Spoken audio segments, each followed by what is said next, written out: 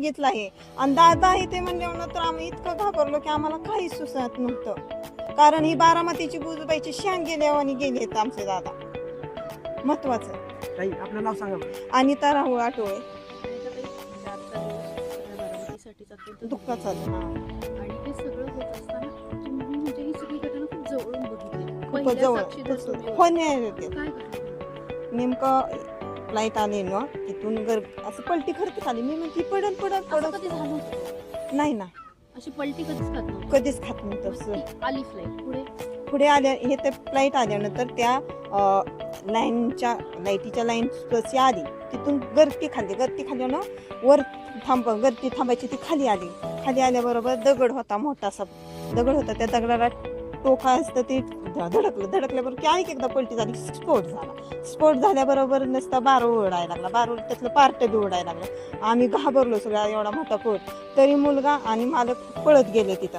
आम्ही आरडतोय नका जाऊ पुढे, तरी ते गेले पण काही उपयोगच नव्हता. त्यातनं बोड्या बाहेर पडायला लागल्या. आवाज इतका दुर्दैवी घटना ही घडली, कधीच आयुष्यात पाहिली नव्हती अशी घटना घडली. आणि दादा हे कळल्यानंतर आम्हाला लय दुःख झाले, खूपच दुःख झाले. किती वेळ चालला होता स्फोट?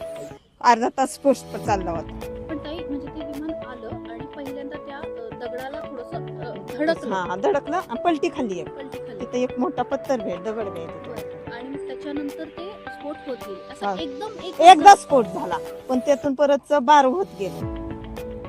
दादांचं डोकं सकाळ इतकं आम्ही जवळनं पाहिले ते त्याच्या बँकेत टाकताना इजवलं, अंगावर पाणी ओतलं पण काही उपयोग नव्हता. आम्हाला माहित नव्हतं दादा आहेत म्हणून, ओळखूच येत नव्हतं. ओळखूच येत नव्हतं. कशावर जेव्हा ओळखलं तर? त्यांना लोक त्यांची इथले स्वागतासाठी थांबले होते ते लोक आल्यानंतर आम्हाला ते म्हणले की दादाच होय.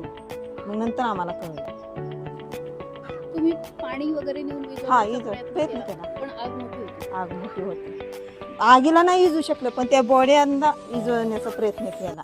कारण बोड्या तरी माणसांना माणूस काय म्हणतं धन तरी सापडायला पाहिजे. आतल्यांचं तर धन सापडलं का नाही काय नाही. आम्ही घाबरून गेलो. बाकीचे दोनच आम्हाला बघायला मिळाले. दादाला कसं ओळखलं? आम्ही नाही ओळखलं, त्यांचे कार्यकर्ते आले होते. ते म्हणले दादा आहेत, मध्ये होती, बाहेर पडली. बाहेर पण पडले. ताई हे सगळं काही सेकंदात काही मिनिटात घडलं. हा सेकंदात म्हणजे 2 सेकंदात वर गेला असताना पट्टी धावपट्टी तर हे घडत नव्हतं. 2 सेकंदासाठी एवढा स्फोट झाला.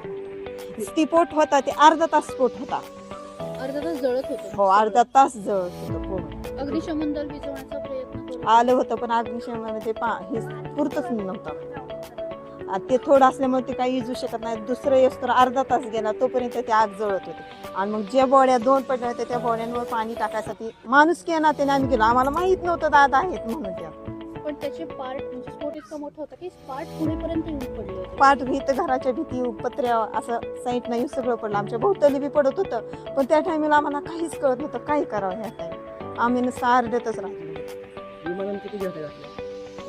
एक घातली होती अशी आणि तिथं आल्यावर गरगर 2 फिरलं आणि खाली येऊन पडलं. आता या सगळ्या घटनांनंतर तुम्हाला कळलं की हा, काय आपल्याला झालं? खरं दुःखदायक घटना घडलेली आहे. आमच्या बारामतीची शान गेली. आता आम्ही जणू काय आमचं बाप गेल्यासारखं झालंय. जे आपण काय म्हणतो आई वडील असतात तसं वडिलांसारखं ते होते आमच्यासाठी. हे वाईट घडलंय, असं घडायचं नको होतं. आमच्या बारामतीची शान गेली खरंच. नवीन घडामोडी पाहण्यासाठी आजच आम्ही मुंबईकर 24 तासला लाईक करा, सबस्क्राईब करा आणि अपडेट रहा.